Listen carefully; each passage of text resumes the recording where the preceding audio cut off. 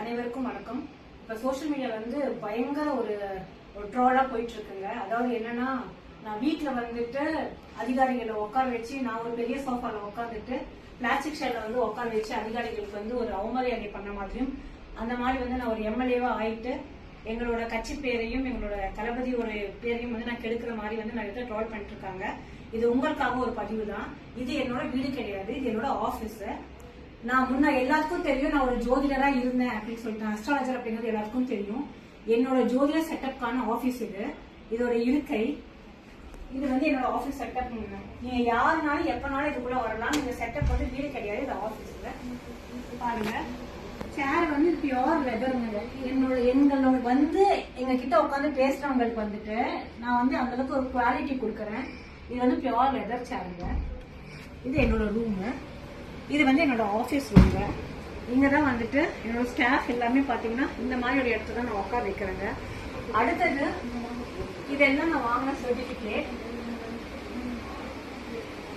நான் இது வரைக்கும் எத்தனை சர்டிபிகேட் ஆஸ்ட்ராலஜில வாங்கியிருக்கேனோ, இது என்னோட ஜோதிட ஆபீஸ் மேல அதை பிரபலியம் பண்ணணும் அப்படிங்கறதுக்காக தான் என்னோட ஆபீஸ் இருந்துச்சு.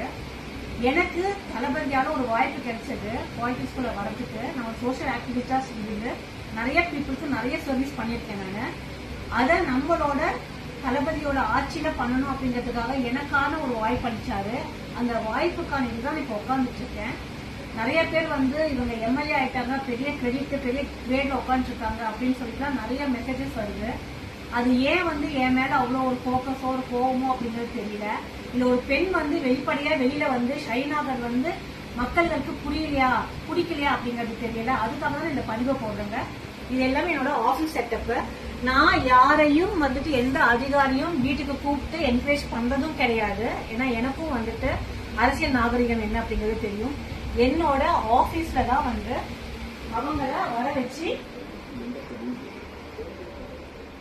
என்னோட ஆபீஸ்ல இருக்கையில இருக்கும்போது நான் பேசியிருக்கேன். ஏன் இப்போ இந்த டைம்ல பண்ணேன் அப்படின்னு பாத்தீங்கன்னா, இன்னும் எங்களோட எம்எல்ஏ ஆபீஸ் ரெடி ஆயிட்டு இருக்கு. அதுக்கான பெயிண்டிங் ஒர்க் போயிட்டு இருக்கு. அது முடிஞ்சதுக்கு அப்புறம் நம்ம அங்கேயே ஷிஃப்ட் பண்ணிடுவோம். ஸோ யாரும் தவறா நினைச்சுக்க வேண்டாம்.